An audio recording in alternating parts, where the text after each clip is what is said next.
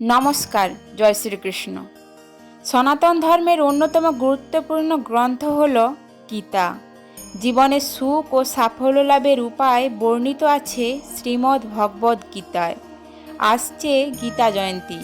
জানুন এই দিনে কোন কাজ করা জরুরি।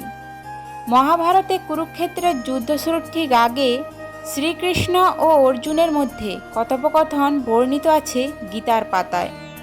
জীবনের সব সমস্যার সমাধান আছে গীতায়, সব প্রশ্নের উত্তর আছে গীতায়। এটি হলো একমাত্র বই যার জন্মবার্ষিকী পালিত হয়। অঘ্রাণ মাসের শুক্লপক্ষের মোক্ষদা একাদশী তিথিতে পালিত হয় গীতা জয়ন্তী। মনে করা হয় এই দিনেই গীতা রচিত হয়েছিল। এই বছর গীতা জয়ন্তী পালিত হবে আগামী 22শে ডিসেম্বর 2023-এ। সেদিন অঘ্রাণ মাসের শুক্লপক্ষের একাদশী তিথি। এই একাদশী তিথি মোক্ষদা একাদশী নামে পরিচিত। একাদশী পড়বে 22শে ডিসেম্বর সকাল 8:15 এবং একাদশী ছেড়ে যাবে 23শে ডিসেম্বর সকাল 7:10। এই বছর গীতা জয়ন্তীতে শিবযোগ, সর্বার্থ সিদ্ধিযোগ ও রবিযোগ পড়েছে। পাশাপাশি এটি হবে বছরের ক্ষুদ্রতম দিন। মনে করা হয় গীতা জয়ন্তীতে গীতা পাঠ করলে ও শ্রীকৃষ্ণের পুজো করলে সারা জীবন ধরে পুণ্য লাভ করা যায়। শিবযোগ 22শে ডিসেম্বর 2023 সকাল 11:11 থেকে 23শে ডিসেম্বর 2023 সকাল 9:08 পর্যন্ত রয়েছে। সর্বার্থ সিদ্ধিযোগ 22শে ডিসেম্বর 2023 সকাল 7:09 থেকে রাত 9:36 পর্যন্ত রয়েছে।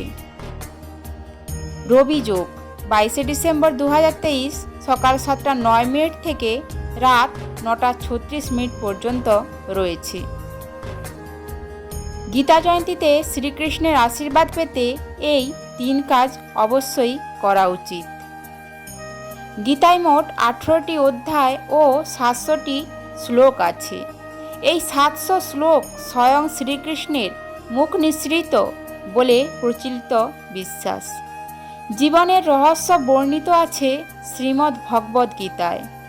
মানুষের জীবন এমন কোনো সমস্যা নেই যার সমাধান গীতায় পাওয়া যায় না। সেই কারণে গীতা আজও আমাদের জীবনে সমানভাবে কার্যকরী। গীতা জয়ন্তীতে গীতা পাঠ করা অত্যন্ত জরুরি। এদিন মনের সব সমস্যা ও সংশয় দূর করতে গীতা পাঠ করুন। গীতা জয়ন্তীতে হলুদ ফুল নিবেদন করে শ্রীকৃষ্ণের পুজো করুন। তার সঙ্গে জপ করুন ওম ক্লিম কৃষ্ণায় বসুদেবায় হরি পরমাত্মায় প্রাণতাহা ক্লেশনাশায়া গোবিন্দায় নমো নমঃ। এর ফলে শ্রীকৃষ্ণের আশীর্বাদে আপনার মন চিন্তামুক্ত হবে। গীতা জয়ন্তীতে একটি কলা গাছ পুঁতুন ও তার যত্ন নিন। এদিন কলা, ডাল, ছলা ও গীতা দান করা অত্যন্ত শুভ বলে মনে করা হয়। এর ফলে মা লক্ষ্মীর আশীর্বাদে আর্থিক সংকট দূর হয়।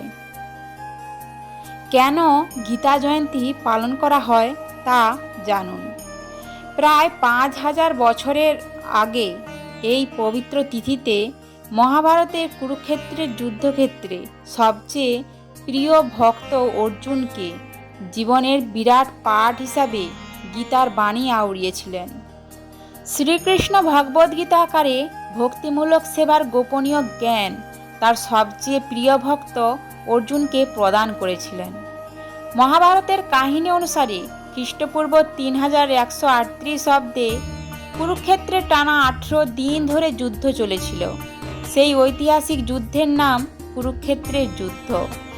এই যুদ্ধ হয়েছিল পাণ্ডব ও কৌরবদের মধ্যে।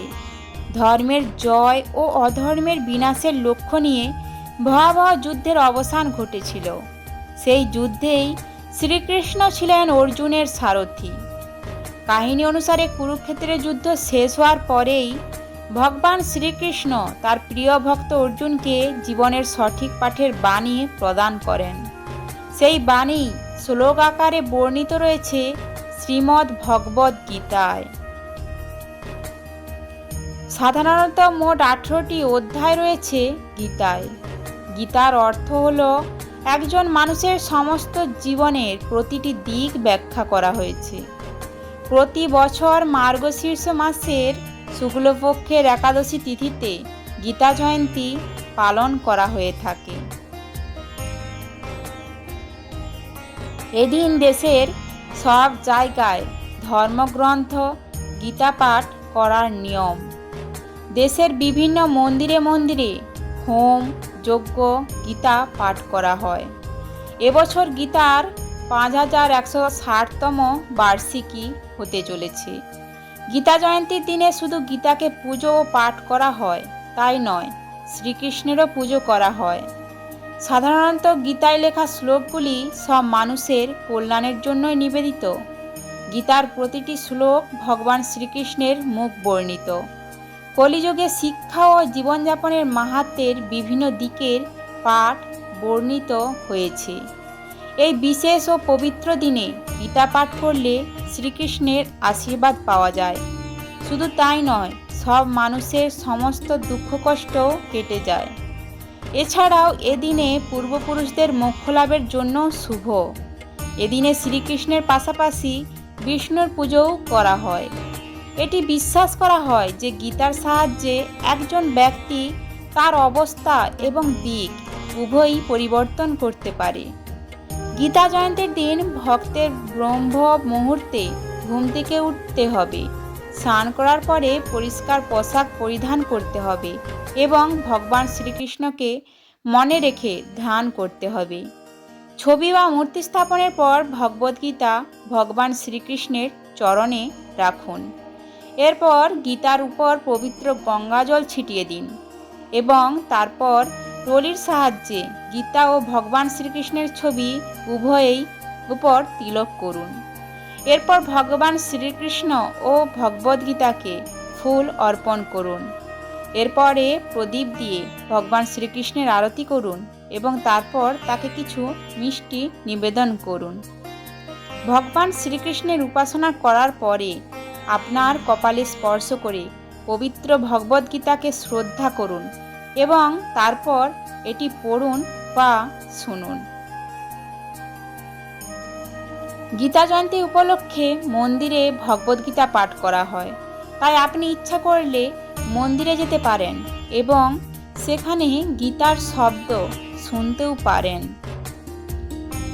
শ্রীমদ্ ভগবদ্গীতা পাঠ করার পর পরম শ্রদ্ধার সাথে বইটি তার জায়গায় রাখুন এবং যদি সম্ভব হয় তবে গীতা জয়ন্তী উপলক্ষে ব্রাহ্মণকে গীতা দান করুন। আজকের এই ভিডিওটি ভালো লেগে থাকলে অবশ্যই লাইক এবং কমেন্ট করে জানাবেন। আর এরকম নিয়মিত তথ্য পাওয়ার জন্য অবশ্যই চ্যানেলটি সাবস্ক্রাইব করে রাখুন। ধন্যবাদ। জয় শ্রীকৃষ্ণ।